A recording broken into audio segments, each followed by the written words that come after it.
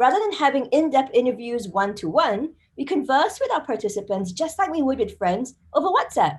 Now think about it. Think about how much you learn about your friends just by WhatsApping them or telegramming them or SMSing them, right? You share pictures, videos, feelings, observations, you gossip. You learn a ton. And so we did the same. We used natural human language. We responded with emojis, right? We empathized when they complained. We were right there in the moment when things felt surprising. And I think we can safely say that the participants enjoyed the company of our researchers. I mean, how often do you have someone who's so attentive to you throughout the day? And our researchers also enjoyed the interactions. They said it's like making a temporary friend for 6 days. And we learned way more than we expected, which really is what any honest conversation should be, right? It was very organic. I don't even know if you would call it a diary study, more like a WhatsApp study or a Telegram study, a text study, basically digital ethnography, right? And ultimately, it helped us escape the awkwardness that we had confronted with the online interviews. Another reason we love this method is that it still helped us gain rich context. When we're on the ground ourselves, in the cities, on streets, we're exposed to so much stimuli from so many different angles. And we lost all of this, right? Previously you could see myriads of things. You could smell, the pollution, the food, you could touch, right? And tasting good food, right? It's a smorgasbord of stimuli. And that is where the aha moments also come, right? So with a diary study, rather than one touch point, one interview, which deprives us of this exposure, we could have multiple touch points across a day and across many days. We will basically by the side of the participants, shadowing them virtually.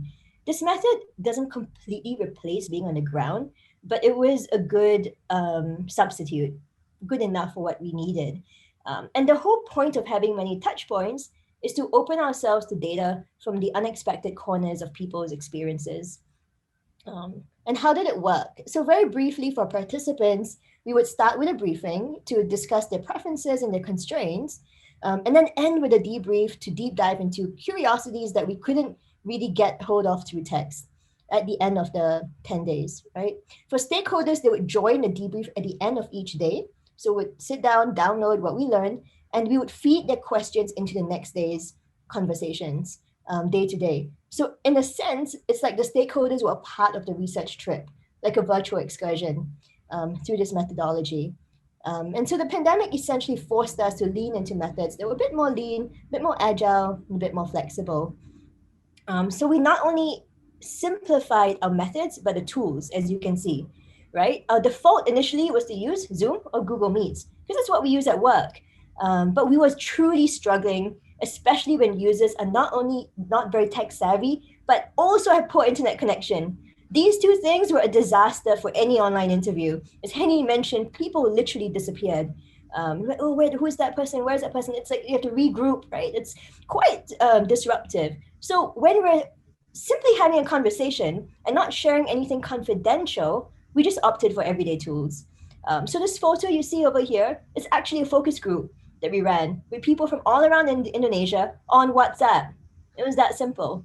And we just made it happen. Now, some of you might be wondering, what about all these other tools, UX tools that exist, right, for streaming interviews? There's quite a lot out there.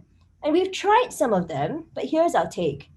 We prefer not to need to teach people how to use a new tool just so they can talk to us. Even if it means saying, hey, click on this link. Because believe it or not, Zoom has been hard enough to explain, and we end up biasing our sample group. Also, the internet connection gets laggy because people use SIM cards. And we realized in Indonesia, people are quite sensitive to how much memory they have on their phones. You uninstall and install apps almost like daily. So our take is to use apps that people are already using as much as possible, rather than introduce a new software. That could change, but that's where we are right now. Most of our studies, however, still take place over Zoom because of the enterprise security, especially for prototypes. And Henny will walk us through how we dealt with security during the pandemic.